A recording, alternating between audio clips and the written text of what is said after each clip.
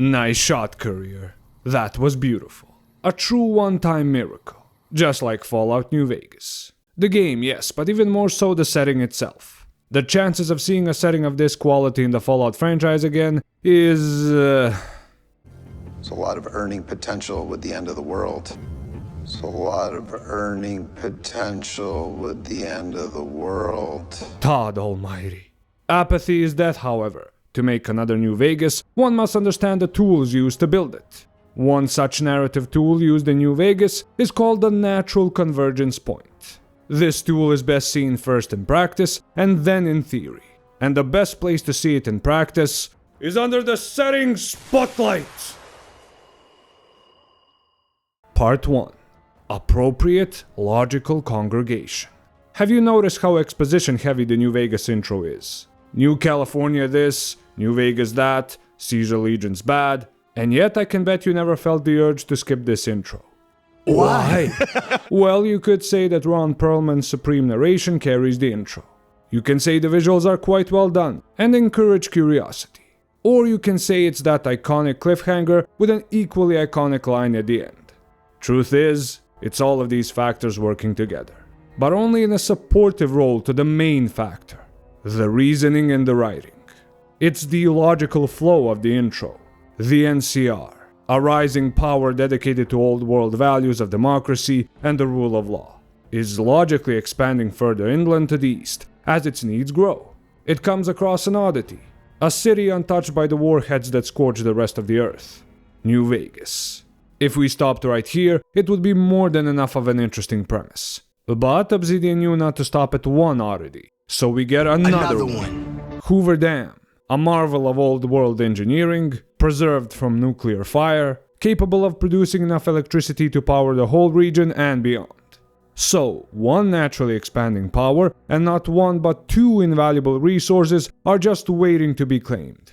However, tension is minimal at this point. So what does Obsidian add? An opposing force.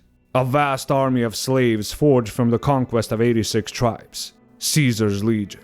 4 years ago they, of course, attacked Hoover Dam, and the NCR forces stationed there. The NCR barely held the dam, and the Legion did not retreat, but instead set up a war camp on the other side of the Colorado River.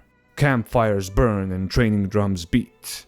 And just like that, with a simple setup of two opposing forces, one on each bank of the Colorado River, and a huge prize between them, Obsidian locked the entire region in a state of glorious tension.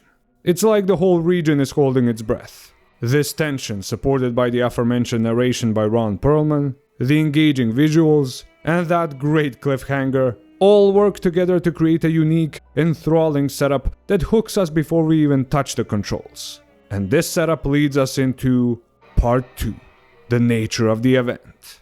With such clear stakes set up before the game even begins, the nature of the stalemate at Hoover Dam and the upcoming battle make both the intro exposition and the subsequent exposition during the rest of the game incredibly easy to digest. From the moment you wake up at Doc Mitchell's house, through all the settlements you visit along the way, and inside the New Vegas Strip itself, almost every NPC mentions the trepidation at the upcoming battle. And while relatively subtle, it is a huge factor in why New Vegas sticks out so much as a setting. If the dread of the second battle of Hoover Dam and the weight of the bear and bull, as they are about to clash, disappeared as soon as we left Goodsprings, Fallout New Vegas wouldn't have a tenth of that unique atmosphere that we love. So, since the tension brought on by the upcoming events is palpable in almost every location we visited on our way to New Vegas, learning more about the world and becoming immersed in the story is a breeze. Yes, I want to learn more about what's going on in Prim. The tension between the Powder Gangers and the NCR.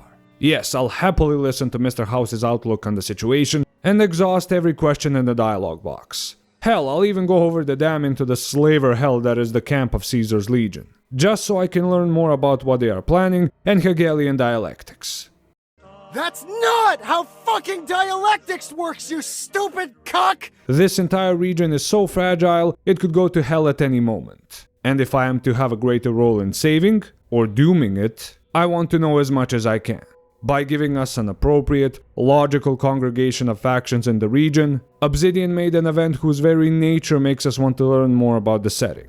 This is so good, and about 2/3 of what makes New Vegas as a game and setting a miracle. The only game I can think of that replicated this kind of need to learn about the world is Dragon Age Origins with its opening battle of Ostagar. But that feeling only lasted mostly at the beginning of the game. It doesn't encompass the whole game like in New Vegas. Fallout 3 fans, I'm sorry, but Bethesda absolutely dropped the ball in this regard. After a tedious intro RPing an entire upbringing, the only motivator you have once you leave the vault is find dad. Even in Fallout 4 it's find son. Until you actually get to some of the locations in these games, there is nothing in the intro that urges you to get there. Thus, any kind of exposition by NPCs is at best side quest fluff until the main story picks up. In New Vegas, I want to go see Hoover Dam right away. I want to walk the neon streets of the Strip and enter the Lucky 38, which is the first thing I saw in the intro. And along the way, learn whatever I can about the world. But New Vegas' allure doesn't stop there. Yes, the exposition is easy to digest, but if all we learned about was the NCR, New Vegas, and the Legion, it would be a lesser experience. Which leads me to Part 3. Multiple perspectives, none overwhelming. While the Bear and Bull prepare to battle for control over New Vegas, as we learn more about the world, we naturally come across various other players in the game, each with their own perspective on things. These players are either single individuals or entire groups of people. Because the exposition was made easier by the setup, each perspective is a joy to discover. The pragmatic and autocratic worldview of Mr. House, the man who saved New Vegas from the bombs. He envisions New Vegas as a new beginning for humanity, the furnace of a new industrial empire that will one day reach the stars, its people free from the folly of a bygone generation. And if you think he lacks passion in his convictions, I spent 2 centuries searching for the platinum chip. It's my invention, my property, mine! Now be a good courier and deliver it! Benny, once House's second in command, is now a fugitive on the run with the platinum chip House desires. And he better fucking run, because that iconic line of his doesn't excuse him from shooting me in the head. Still, his vision of an anarchic New Vegas, a nation free from both the bear and the bull, is interesting, but heavily flawed. Also, even if it were to exist, he wouldn't be seeing it, that's for sure. Or else what, punk? Or else this?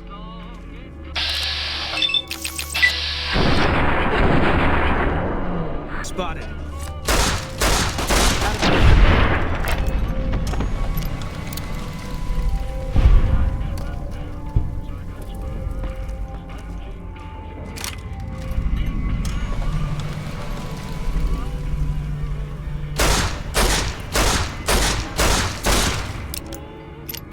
The Kings. A bunch of Elvis Presley impersonators whose sole focus is ensuring Freeside's independence. The followers of the apocalypse, interested only in providing the wasteland with free medical services, education, and the basic needs for every wastelander.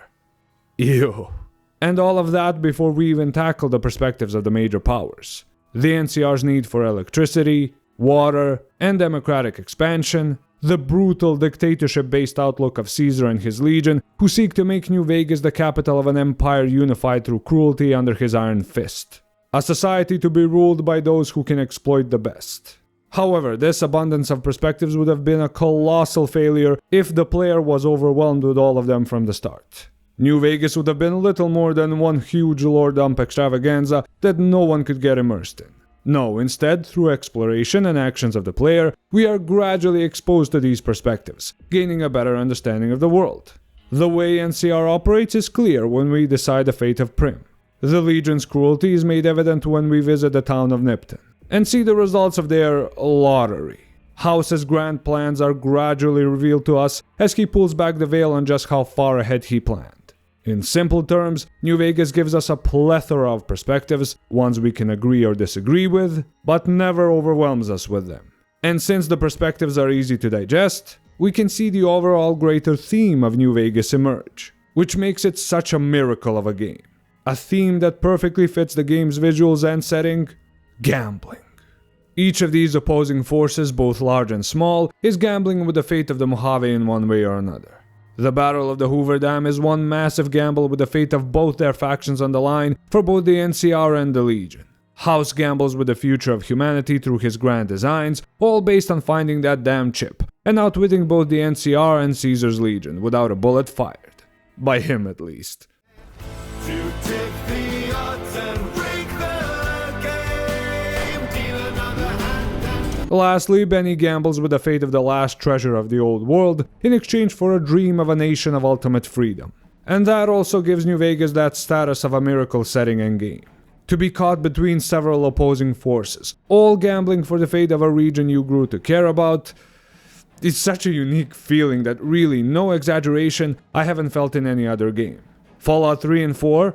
I mean, I guess they have opposing forces. Enclave and the Brotherhood of Steel and the Institute. But how long into the game does it take for us to learn of their perspectives? Do we even care at that point?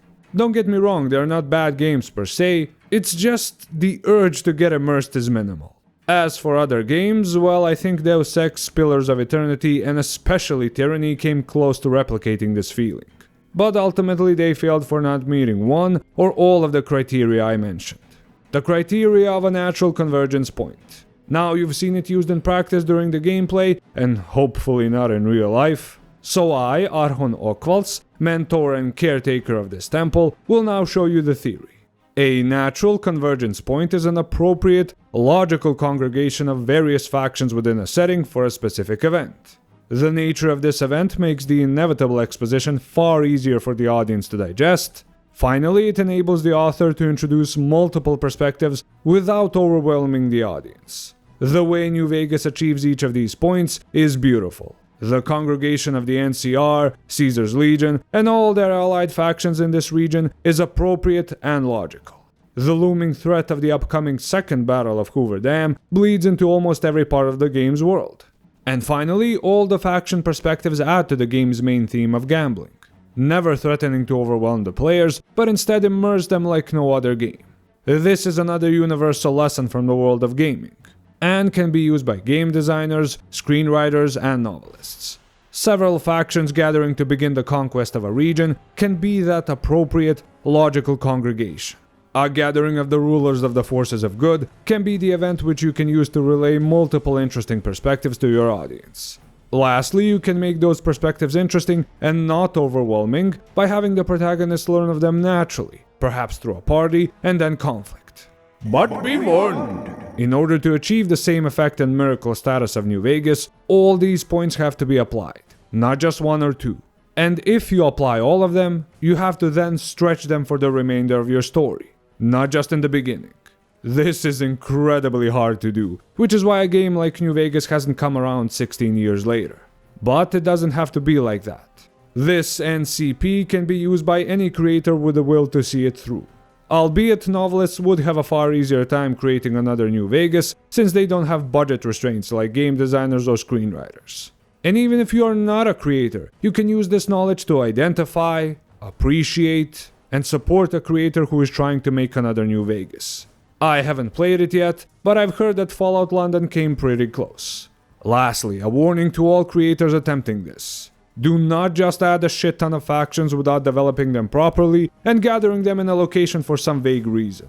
Each faction should have a unique, flawed perspective that has led them to this location, and the location itself should hold some kind of real-world value in-game, to make the gathering more believable.